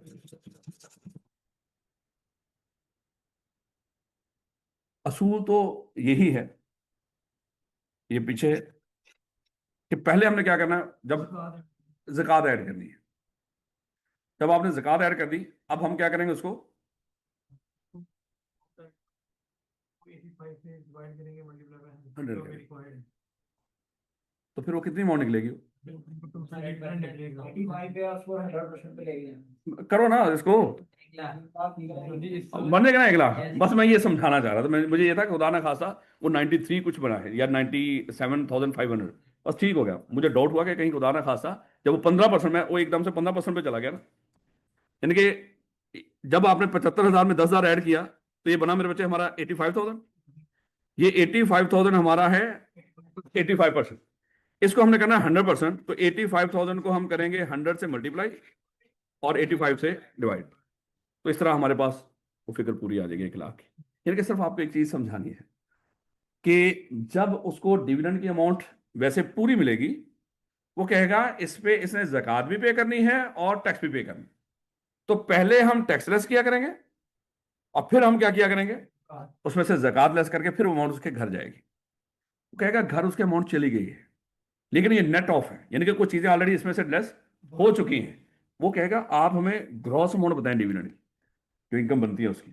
तो हम इसी तरह घर से उसके निकालेंगे उस अमाउंट को वापस। हम देखेंगे सबसे पहले इसको क्या मिला, वापस निकला तो घर के बाहर ही ज़कात पड़ी हुई थी, वो उसमें ऐड हुई, ऐसे ही ना मेरे बच्चे। उसके बाद मेरे बच्चे जो दूसरी फिगर थी वो थी 85%, क्योंकि 15% टैक्स कर चुका था। अब हम क्या करेंगे उसको 100%। तो 100 से मल्टीप्लाई कर दिया, 85 से उसको डिवाइड कर दिया, तो हमारे पास 100% फिगर दोबारा से क्या बन जाएगी, 1 लाख। क्योंकि अक्सर इस तरह का करेगा वो कि मिस्टर ए को 75,000 मिला है, ये नेट ऑफ जक़ात और 15% टैक्स है। जक़ात की अमाउंट दे देगा और 15% टैक्स। कहेगा आप डिविडेंड की जो इनकम आपने दिखानी है, देखे एक दफा टैक्स में हमने दिखानी होती है, टोटल इनकम मेरी थी कितनी, ये तो डिडक्शन के बाद मिली है ना आपको। जब आएगा ना, एक्चुअली मैं कह रहा हूं जब हेड आएगा फिर हम आपको सही से समझा देंगे, लेकिन आज ही आपको ये वर्किंग याद होनी चाहिए। याद रखोगे, अगर पूरी ग्रॉस अमाउंट मिली है उसमें भी टैक्स और जक़ात डिडक्ट नहीं हुई, तो पहले क्या लेस किया करोगे, टैक्स फिर जक़ात, क्योंकि टैक्स गवर्नमेंट को जाना है और जक़ात आपने स्वाब के लिए पे की है। अगर जक़ात पहले, तो गवर्नमेंट की इनकम कम हो जाएगी, जिसके ऊपर 15% टैक्स पे करना है, तो गवर्नमेंट को लगेगा कि आप हमारे खाते से भी जक़ात पे कर रहे हैं। ऐसे ही होगा ना मेरे बच्चे। तो थोड़ा समझना भी ना चीज़ों को, और कुछ ना भी समझ आ रही तो हमने रट लेना उसको कि पूरी अमाउंट हो, अभी उसमें टैक्स और जक़ात करनी है, पहले टैक्स फिर जक़ात, और फिर वो घर उसे, और फिर वो अमाउंट उसके घर जाएगी। जब घर से वो कहेगा पहले दे देगा कि अमाउंट उसके घर पहुंच गई है, लेकिन नेट ऑफ पहुंची है। नेट ऑफ में क्या है, उसमें जक़ात भी करी हुई है और टैक्स भी। तो मेरे जब हम वापस उसको ओरिजिनल अमाउंट में लेकर जाएंगे, तो पहले क्या मिलना है हमें, जक़ात, क्योंकि वो पहले दूसरे नंबर पे थी, लेकिन घर से निकलते हुए पहले वही है, और दूसरे नंबर पे टैक्स। याद रख लोगे ना इस बात को। बस इतनी बात आपने याद रखनी है। अब जरा ये जो नीचे एग्जाम्पल दे रखी है जो भी है, इसको देखो जरा, करो सॉल्व दूसरी एग्जाम्पल। 1,60,000 वापस निकले तो जक़ात पड़ी हुई थी बाहर, उसमें 10 ऐड कर दिया आपने, ये बना 85%, इसको 100 से मल्टीप्लाई किया 170 को, और 85 से बोला, चलो जो भी है कर लोगे ना इसको। तो एक एक इंतहाई औखी कैलकुलेशन है, क्योंकि पेपर में देता ही ऐसे है वो। जब वो डिविडेंड की अमाउंट देगा ना तो हमेशा ऐसे ही देगा वो। तो एक दो नंबर की कैलकुलेशन होती है इसकी, मुफ्त में नंबर मिल जाएगा, जब आएगा हेड में तो फिर दोबारा देखेंगे इसको। फिलहाल तो हमने सीख तो लिया ना कम से कम। लो बेटा, क्योंकि ज़कात की बात हुई तो उसने वहीं पे भी चिपका दिया, उसमें हमने पढ़ लिया डिविडेंड के साथ मिला के। हालांकि डिविडेंड अभी हमने पढ़ना है इनकम फ्रॉम अदर सोर्स में जाके, और चैप्टर 4 में भी, फिलहाल अभी नहीं पढ़ेंगे उसको। लो बेटा, हम पढ़ें डिडक्टिबल लॉस। दूसरा है वर्कर वेलफेयर फंड। ये भी मेरे बच्चे टोटल इनकम में से लेस हुआ करेगा। अच्छा, वर्कर्स वेलफेयर फंड होंगे कोई जो क्रिएट किए जाते हैं वर्कर्स के वेलफेयर के लिए, ताकि जो वर्कर्स हैं उनकी फलाह बहबूद के ऊपर खर्च हो सके। इनके मजीद मतलब में आपको जाने की जरूरत नहीं है। कह रहा person shall be entitled to deductible loans for amount of any workers welfare fund. अगर कोई है इस तरह का वर्कर वेलफेयर फंड बनाया गया, तो उसमें कोई भी जो उसकी अमाउंट होगी, अगर वो कंट्रीब्यूट करता है, तो बच्चे वो भी उसकी टोटल इनकम में से, अज्यूम कर लो मैं कुछ अमाउंट पे करता हूँ वर्कर वेलफेयर फंड के अंदर, मेरी 1 लाख रुपया सैलरी है, अज्यूम कर लो, वैसे मैं समझा रहा हूँ आपको, इतना वर्कर तो नहीं होता ये फिर भी। और मैंने इस साल में 30,000 रुपया वर्कर वेलफेयर फंड में पे किया है, वो नाम लिखेगा वो वर्कर वेलफेयर फंड में। हालांकि पेपर में ये नहीं यूज करता, ज़कात ही यूज करता है। वो कहेगा कि मेरी जो भी इनकम बनती है, लेकिन राणा साहब ने क्या किया, वो 30,000 रुपया वर्कर वेलफेयर फंड में भी पे किया। कहता है कोई भी अमाउंट आपने वर्कर वेलफेयर फंड में पे की है, आप टोटल अमाउंट, जो टोटल अमाउंट होगी आपकी, टोटल इनकम होगी, उसमें से लेस कर सकते हैं। बस ये नाम याद रखना, WWF याद रखोगे। Paid by the person in tax under workers welfare fund ordinance 1971 or under any law related to workers welfare fund enacted by the province. ये आगे नाम लिखे हुए उस कानून के, वर्कर वेलफेयर फंड 1971 के मुताबिक आपने पे किया ऑर्डिनेंस के तहत, या कोई और कानून ने बना रखी हो इस तरह की, जैसे 18वीं तरमीम के जरिए। कहता कि उन्होंने कुछ 18वीं तरमीम, आपको पता, बड़ी इंपॉर्टेंट तरमीम थी, जो हाफिज ये भी उम्मीद है कि उसको जल्दी रिवर्स कर देंगे, क्योंकि 18वीं तरमीम में हमने खुद सूबों को बड़ी हद तक खुद मुख्तार बना दिया था। और लेकिन सूबों को खुद मुख्तार बनाने का उसका एक और भी वजह थी, जो हाफिज साहब सही सोच रहे हैं। सूबे मेरे बच्चे वफाक से पैसा लेते हैं, उसके बाद उसकी करप्शन करते हैं, उसको खा पी जाते हैं। जैसे सिंध वाले हैं, सिंध वाले उस पैसे को लगाते ही नहीं, लोगों की फलाह, आप खुद देख लें वहाँ लोगों का हाल क्या है। वफाक से पूरा, जिसको कहते हैं ब्लैकमेल करके उनसे पैसे लेंगे, पूरा हिस्सा लेंगे, लेकिन उन लोगों पे नहीं लगाते। तो अब हाफिज ये अच्छा काम करेंगे, अगर ये 18वीं तरमीम खत्म कर देते हैं, वो पैसा वापस वफाक के पास जाएगा, वफाक वहां पे खुद पैसा लगाएगा। ये अच्छी चीज़ है। तो कुछ चीज़ें ये नहीं कि सारी बुरी ही हैं, कुछ अच्छी भी हैं, इंशाल्लाह उससे फायदा होगा। ये जो ये बनाया ना उनको, ये भी अच्छी चीज़ है। बोला बात है, वो अच्छा बन के हमें जो फेंटा लगा रहा है वो दिक्कत है। बाकी यकीन कर ले, चीज़ें पॉजिटिव भी देखो उनके अंदर। खैर खैर, आगे ये है ना, हमारे पढ़ेंगे इसको 18वीं तरमीम। कह रहा however no deductible loss will be allowed where any amount is pay to province by trans provincial organization. ये ट्रांस प्रोविंशियल ऑर्गेनाइजेशन ऐसी होती है जो एक से ज्यादा सूबों में काम कर रही हो। ऐसी ऑर्गेनाइजेशन जो एक से ज्यादा सूबों में काम कर रही हो, उसके लफ्ज क्या बोलते हैं, ये ट्रांस प्रोविंशियल ऑर्गेनाइजेशन है। कहता है no deductible loss will be allowed. ऐसी ऑर्गेनाइजेशन जो एक से ज्यादा सूबों में काम कर रही हो, उसको वर्कर वेलफेयर फंड में अगर कोई कंट्रीब्यूशन करती भी है, उसको डिडक्टेबल लॉस के तौर पर अलाउ नहीं करेंगे। मतलब आपने सिर्फ एक लफ्ज याद रखना है, WWF, जो अमाउंट पे करेंगे आप टोटल इनकम में से लेस कर सकते हो। यार हम कौन सी ऑर्गेनाइजेशन पढ़ रहे हैं, हम तो इंडिविजुअल की टैक्सेशन पढ़ रहे हैं, ऐसे ही ना, AOP और इंडिविजुअल, हमारा सिलेबस है ही इन दो के करीब। क्या रखोगे इसको, उसने क्या रखा है, no deductible loss will be allowed where an amount is paid by to provinces by trans provincial organization a person having operation in more than. बस आपने एक लफ्ज, बस क्योंकि जब भी कभी डिडक्टेबल लॉस बोले, ये 4 लफ्ज आपने याद करने हैं, उस मकसद के लिए पढ़ाया जा रहा है। पहला और चौथा इंपॉर्टेंट है, बाकी बीच में बकवास। वर्कर्स पार्टिसिपेशन फंड, ये भी लफ्ज जब लिखा होगा कभी, WPPF, workers profit participation fund. तो WWF और WPPF, ये जिस भी एक्ट के तहत पे किया जा रहा है, जो भी है, जितनी अमाउंट लिखी होगी वो हमें, और सेम वही मिलते ट्रांस प्रोविंशियल ऑर्गेनाइजेशन, उसका मामला वही है। तो बेटा ये जरा थोड़ा सा देखिए, आप पढ़ के आ रहे हो बेटा, डिडक्टेबल लॉस। अगर आपने जक़ात पे की, लेकिन कानून के मुताबिक जक़ात ऑर्डिनेंस, वो लेस कर सकते हो।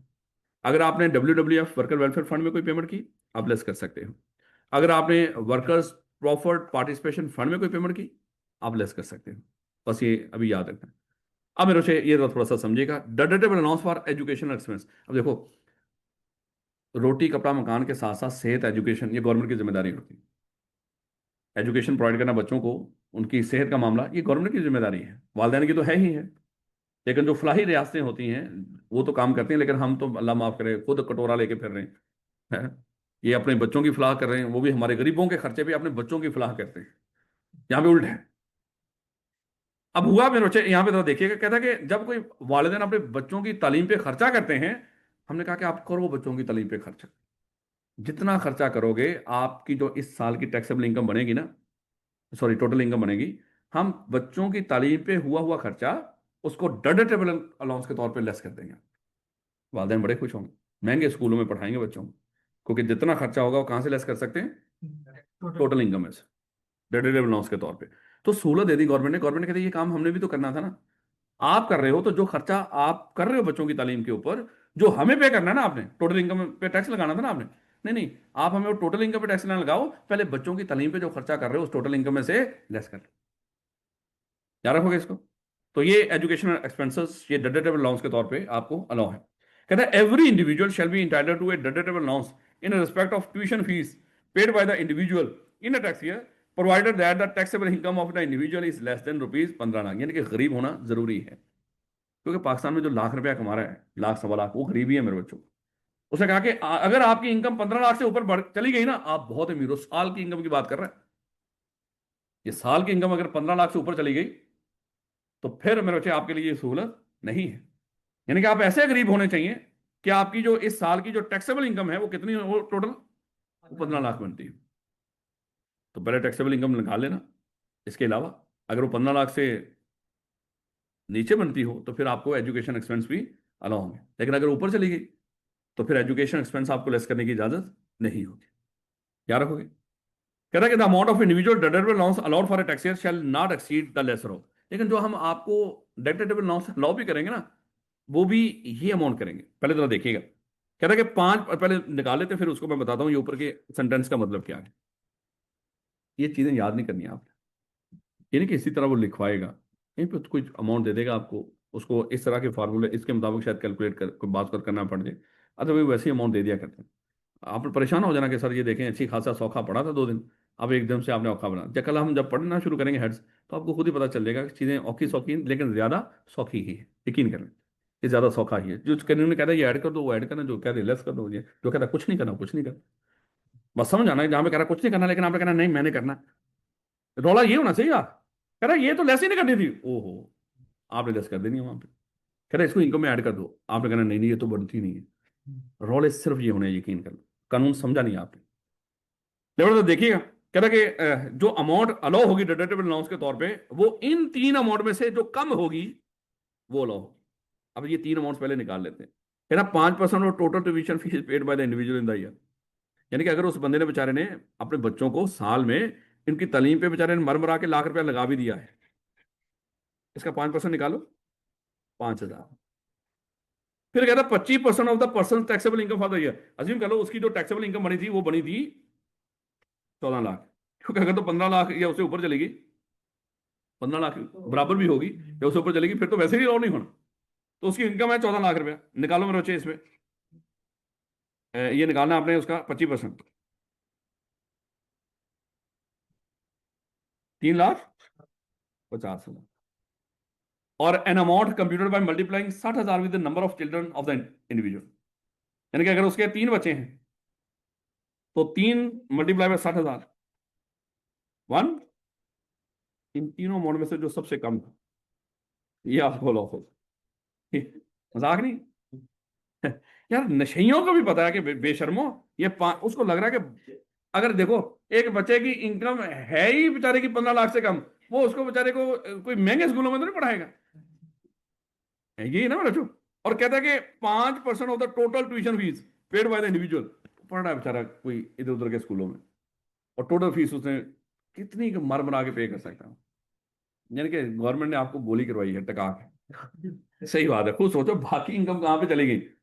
कहीं पे 3,80,000 वो खुश हो रहा होगा, 3,50,000 मुझे डिडक्टेबल अलाउंस के तौर पे अलाउ कर देंगे, 14 लाख में से ये लेस करूंगा तो जिंदगी बच जाएगी कुछ। और क्या मुबारक हो आपका 5,000 लेस हो गए। आपने बच्चों पे बहुत मेहनत की इस साल, यानी कि 5,000 खर्च किया उसने। यानी कि सादा अल्फाज में ऐसे कानून बनाए जाते हैं आप लोगों के लिए। कहने वाला बड़ा खुश होगा कि देखो गवर्नमेंट इस मामले में सहूलत दे रही है कि बच्चों के, देखो ये तो ऐसे ही वोट लेते हैं ना, कि आपकी तालीम पे जो खर्चा होगा बच्चों की, आप अपनी टोटल इनकम में से लेस कर सकते हो, ताड़ियां। लेकिन होगा कितना? ये 5,000। याद रखोगे मेरे बच्चों? ये मेरे यहाँ तक बात होगी नहीं, अभी आगे भी देखो आगे हुआ क्या है। कहता है, any loans are part of allowance for a tax year that is not able to be deducted for the year shall not be carried forward to a subsequent tax। कहता है कि assume कर लो कि बेचारे इस साल उस बंदे की कोई इनकम थी नहीं, लेकिन तालीम पे खर्चा था। अज्यूम कर लो तालीम पे खर्चा तो है, लेकिन इनकम नहीं है। वो कहता है कि सर अगले साल अगर मैं बच्चों को पढ़ाऊंगा और सारा कुछ और दोबारा मेरी इनकम भी होगी, उस साल की जो इनकम होगी पिछले साल का ये जो 5,000 है, इस साल तो मेरी इनकम ही नहीं। लेकिन बच्चों की तालीम, बच्चों स्कूल तो नहीं ऑफ करेंगे, वो फीस वेव करेंगे, तो ये 5,000 में अगले साल में एडजस्ट कर लूँ। गवर्नमेंट कहती है ना, जिस साल का खर्चा हो उसी साल में डिडक्टेबल अलाउंस के तौर पे अलाउ करना, ना कैरी फॉरवर्ड ना कैरी बैक। ये पिछले सालों की इनकम रिवाइज कर लो, कैरी बैक के भी देखा करेंगे। allowance shall be allowed against the tax liability of either of the parents making payment of the fee on furnishing national tax number or in name of the education institute। और ये भी देखो कहता है कि allowance shall be allowed against the liability of either of the parents, यानी कि वालिदैन में से चाहे खातून चाहे वो मर्द, दोनों में से जो मर्जी अपनी इनकम में ये एडजस्टमेंट करवा सकते हैं। तो मेरे बच्चे दोनों की इनकम हो सकती है ना, उनकी वालदा की भी हो सकती है, वालिद की भी हो सकती है। तो दोनों में से जिस मसीही की इनकम में से एक एक चूज कर लो। लेकिन आपको क्या करना पड़ेगा? आपको उस अदारे का भी एनटीएन देना पड़ेगा जहां पे आपके बच्चे पढ़ रहे हैं, जिनको फीस दी है, ताकि गवर्नमेंट उसको जाके पकड़े और वहां से जाके उनसे टैक्स ले जो इतना कमा रहे हैं। जाहिर बात उनकी डिटेल देंगे ना, एनटीएन नंबर उनका। जब आप उनका देखो सीएफई में पढ़ रहे हो ना, आप सीएफई का जाके एनटीएन जमा करवाओगे। देखो national tax number or name of the education, CFE में पढ़ रहे हो, नाम बताओ, या आप हमारा एनटीएन जाके जमा कराओगे। और फिर वो उधर से आपको 5,000 माफ करके हमसे 4-5 लाख ले जाएंगे। ऐसे ही करेंगे ना, वो कहेंगे बड़ा कमा रहे हो आप बच्चों से, ये देखिए डिटेल आई है। सही बात है, यकीन कर लें कि कमाल के कानून बनाए हुए आप लोगों को, कितने रिलीफ मिलते हैं आप। कहता है कि announce shell not be taken into account for computation of tax deduction from salary under section 114। Level नहीं हो गया। कहता है announce shell not be taken into account for computation of tax deduction from salary under section 149। ये मेरे बच्चे देखेंगे इसमें क्या है।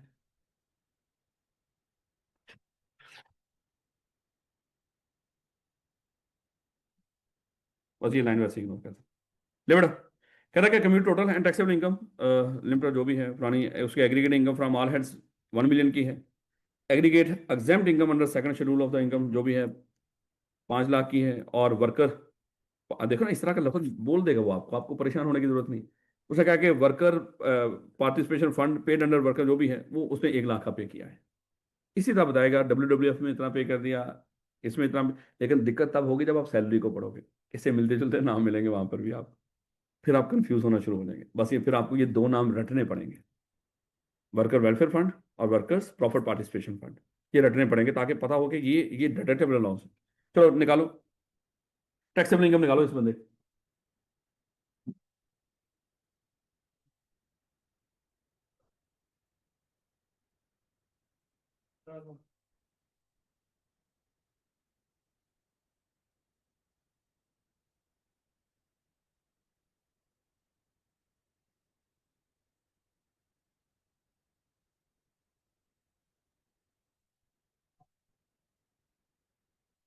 हालांकि हम कंपनी की टैक्सेशन में पढ़ो, उसने कह दिया वैसे ही, तो पढ़ लो उसको।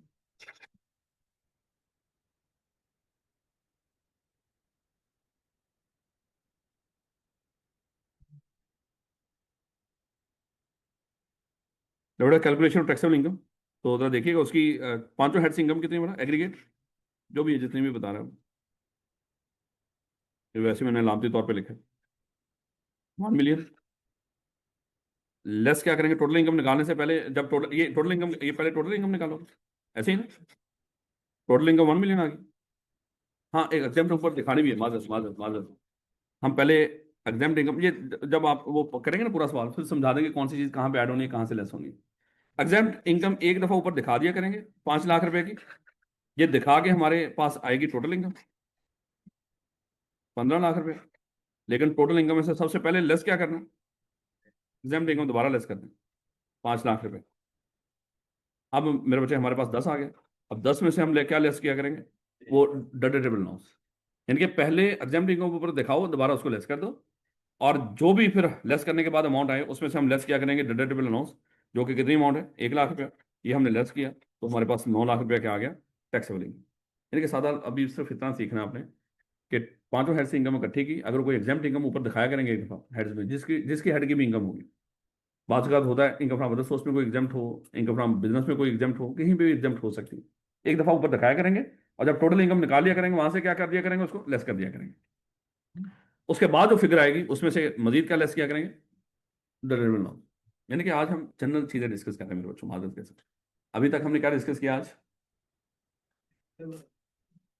डिडक्टेबल अलाउंस का आपको पता चल गया, एजुकेशन का याद रखना आपने, ये चीजें आपने याद रखनी है। 5% उसकी जो भी बच्चों की फीस पे की होगी उसका 25% उसकी जो टैक्सेबल इनकम बनती होगी, और पर बच्चा 60,000 बीच एवरेज लॉयर, वो आपको डिडक्टेबल अलाउंस के तौर पे अलाउ हो जाएगी।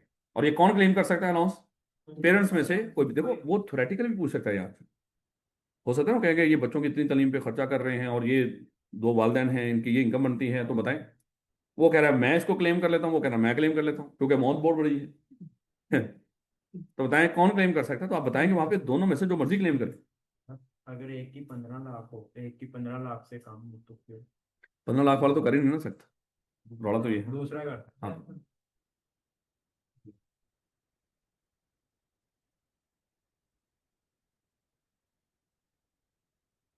ट्रस्ट का पता चल गया, पब्लिक कंपनी का पता चल गया। Yes, sir. पब्लिक कंपनी कहते थे कि ऐसी कंपनी जिसके 50% शेयर गवर्नमेंट के पास, प्रोविंशियल, Yes, sir. फेडरल, या इवन फॉरेन गवर्नमेंट। दूसरा हमने डिस्कस किया कि अगर फॉरेन कंपनी के पास हमारी कंपनी के 50% शेयर हों, लेकिन उसके 100% शेयर हों, ऐसे मेरे बच्चे। और उसके बाद अगर कोई कंपनी स्टॉक एक्सचेंज पे लिस्टेड हो और साल के आखिरी दिन भी लिस्टेड ही रहे, तो ये मेरे बच्चे पब्लिक कंपनी बोला था इसको। मेरा ख्याल है यूनिट ट्रस्ट का भी हमें पता है, प्राइवेट कंपनी का भी हमें पता है। नॉन प्रॉफिट ऑर्गेनाइजेशन अभी पढ़ लो मेरे बच्चे, टाइम तो नहीं जाया करना आज। नॉन प्रॉफिट ऑर्गेनाइजेशन कौन सी होती है, जिनका मकसद प्रॉफिट कमाना नहीं होती। तो पूछ सकते हैं ना, कोई डेफिनेशन पूछ ले, पूछेगा तो नहीं ऐसी बातें, लेकिन फिर भी कहता है नॉन प्रॉफिट ऑर्गेनाइजेशन के बारे में डिफाइन करो, ये क्या होती है। कहता है means any person other than individual, यानी कि यहाँ पे वो कहता है कि मैं आम इंसानों की बात नहीं कर रहा, ये आप जैसे लोग, ये बात कर रहा है ऑर्गेनाइजेशन, क्योंकि इंडिविजुअल अकेला खुद ऑर्गेनाइजेशन नहीं होता। तो कहता है कि नॉन प्रॉफिट इंडिविजुअल थोड़े बोला ऊपर, उसने बोला था नॉन प्रॉफिट ऑर्गेनाइजेशन, इसलिए उसने पहले इंडिविजुअल को बीच में से निकाल दिया कि non profit organization means any person, वाई इंडिविजुअल, क्योंकि पर्सन की डेफिनेशन अब लफ्ज पर्सन बोला ना, तो आपके दिमाग में आना चाहिए ईओपी भी हो सकती है, कंपनी भी हो सकती है, गवर्नमेंट भी हो सकती है। ऐसे ना पर्सन की डेफिनेशन में गवर्नमेंट भी शामिल। कहता है कि which is establish for religious, educational, charitable, welfare purpose, for general public और डेवलपमेंट पर्पजेस, और for the promotion of any amateur sport. इनको कोई खेल कूद की सरगर्मियों को प्रमोट कर रहे हो, या कोई किसी इस यानी कि खेल की चीजों को प्रमोट कर रहे हो, या कोई डेवलपमेंट पर्पज के लिए होता है ना, कि चलें हम सफाई सुथराई ये चीजें बना दें कहीं पे लोगों की फलाह बहबूद के लिए, बिल्कुल। या कोई welfare purpose for general public, यहाँ पे लाइब्रेरी बना दो, यहाँ पे बैठने उठने की, यहाँ पे साफ पानी का कुछ इस तरह के बंदोबस्त कर दो, रोड साफ कर दो, जो भी जनरल पब्लिक के वेलफेयर के लिए जो भी काम हो सके। कहता है formed and registered under any law as non profit organization, किसी भी कानून के तहत जो नॉन प्रॉफिट ऑर्गेनाइजेशन है उस कानून के तहत वो रजिस्टर्ड हुआ हो, और approved by the commissioner for specified period, और किसी खास टाइम के लिए ऐसे कमिश्नर ने भी उसको अप्रूव किया हो, हाँ ये नॉन प्रॉफिट ऑर्गेनाइजेशन है। ऑन एन जारी बात वो कैसे करेगा, वो एप्लीकेशन जमा कराएगा, सारे डॉक्यूमेंट जमा कराएगा, तो कमिश्नर उसको अप्रूव करेगा, ठीक है भैया आप हमारे नजदीक क्या हो, non profit organization. And none of the asset of the such person are available for a private benefit, उसका कोई एसेट, उसमें कोई गाड़ियां यूज हो रही हैं, बिल्डिंग यूज हो रही है, उसमें कुछ भी यूज हो रहा है, अज्यूम कर लो सीएफई नॉन प्रॉफिट ऑर्गेनाइजेशन है, ये बाहर जो गाड़ियां खड़ी हैं ये सीएफई की हैं, इनमें से कोई भी प्राइवेट पर्पज के लिए इस्तेमाल नहीं होना है। मोबाइल सीएफई के हैं, ये प्राइवेट पर्पज के लिए इस्तेमाल नहीं होने चाहिए। तो ये जस्ट बताया उसने, कहता पूरे टेक्स्ट के अंदर कहीं पर नॉन प्रॉफिट ऑर्गेनाइजेशन बोल दूं तो उससे मुराद ये हुआ करेगा। ऊपर उसने जो चैरिटेबल पर्पज लिखा था कि चैरिटेबल पर्पज के लिए ये जैसे, तो उसने कहा कि पता नहीं लोग चैरिटेबल पर्पज को क्या समझते होंगे, चले ये भी बता देते हैं। तो चैरिटेबल पर्पज कहीं पे लिखा तो उसका मतलब क्या है, रिलीफ ऑफ द पुअर, आप लोगों को रिलीफ देना किसी तरह का। तो गरीबों अल्लाह के बंदो, हम गरीब ही हैं जब तक घर वालों का खा रहे हैं। एजुकेशन, मेडिकल रिलीफ, जो इस तरह के काम कर रहे हैं। और या advancement of any other object of general public utility, जैसे अभी हमने डिस्कस किया था, लोगों की फलाह के लिए कोई भी काम कर रहे हैं, खाने पीने, रोटी, कपड़ा, मकान, कुछ भी दे रहे हैं उनको, तो ये मेरे बच्चे नॉन प्रॉफिट ऑर्गेनाइजेशन। ये IT, ये हमें बेशर्म सी बातें हैं, ये आखिर पे जाके पढ़ें।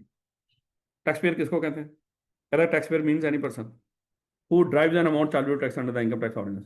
टैक्स पेयर वो होगा जो ऐसी इनकम कमाए जो चार्जेबल टैक्स हो। उसके अलावा कौन टैक्स पेयर होगा?